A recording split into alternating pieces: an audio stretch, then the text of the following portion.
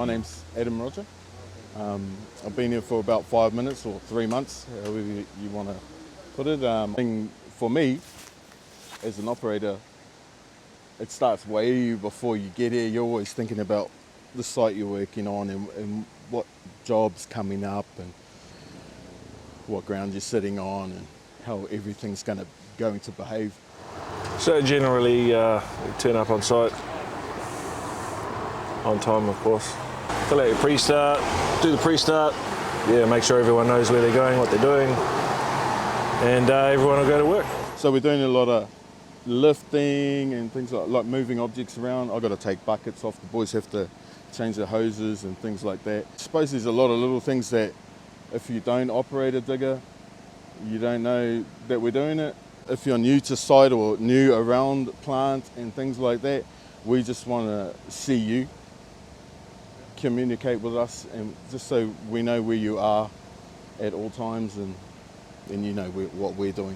If you ever look at this site, this is quite a precarious site. We've only got one access way and I turn right on there. I can't move. I'm watching for trees and things like that, so my line of sight isn't always at people walking around my deck because I'm a lot higher than you, so I'm not looking down. I've got to look at trees and things like that. People are working over here.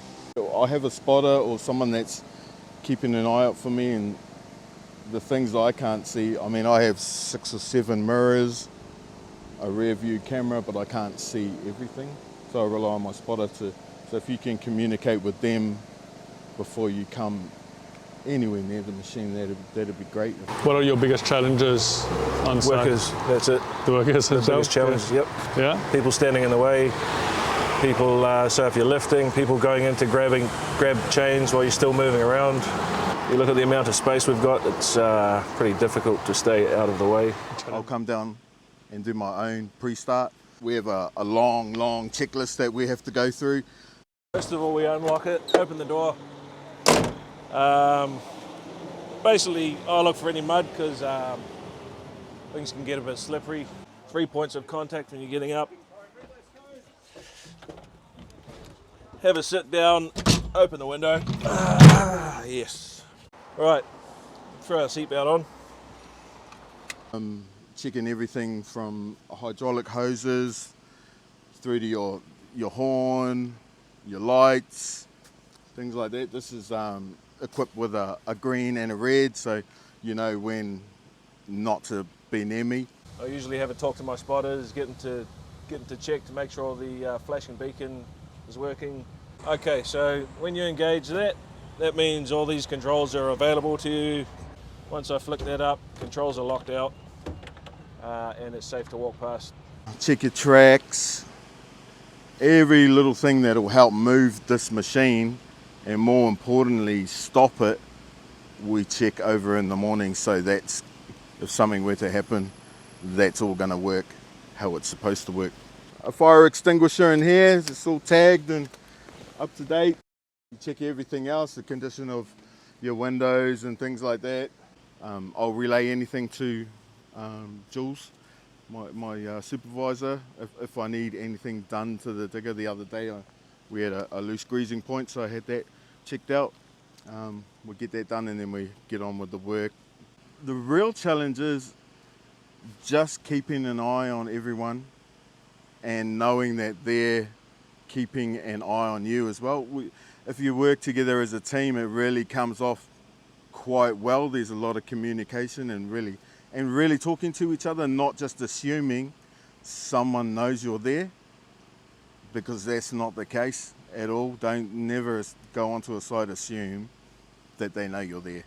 So, and we work with each other every day. We talk about it in the site office before we start work. We're talking about it when we come down here, before I start the machine. As I put a bucket on, we're always communicating, and I think that's the key to being safe. Line of sight is the best thing. If I can see you, that's the best way. Just wait. There's a lot to watch out for. We have native trees around us, and we have to watch out for those sorts of things.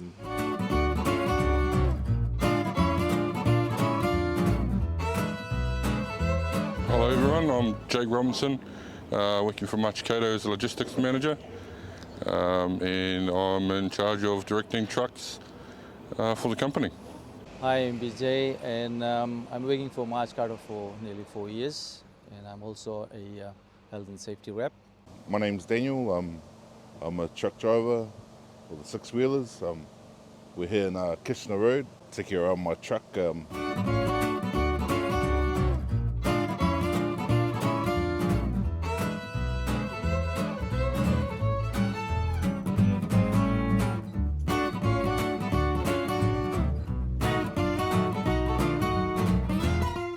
Well, welcome everybody. I'd like to show you Sarwin's truck, which is a tractor unit and a trailer unit.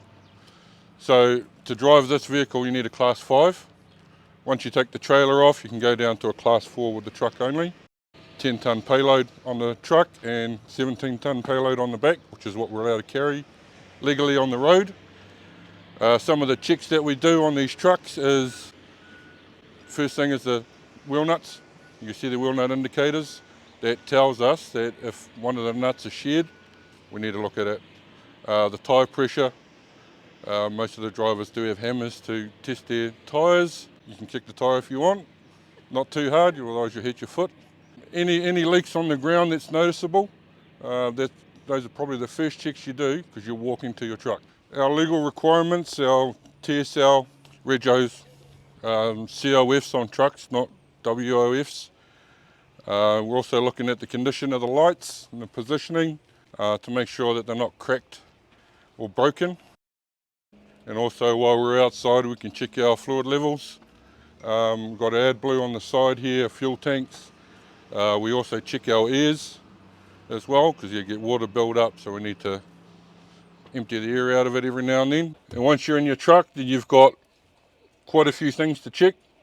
The play in the steering wheel, making sure that all the locks are on for your brakes and there's no play, there's no give, it's all working properly. Once you've done that, check your levels, you can start your truck up. Have a daily vehicle record sheet up here. We always do a pre-start check before in the morning. Make sure if there is any defect, any major defects, we let Jake know straight away. To avoid any accidents, we make sure we follow the traffic controls, and we also have spotters, which they also spot us in reversing to our machines, and always give us a signal to stop and go. And we also follow the procedures.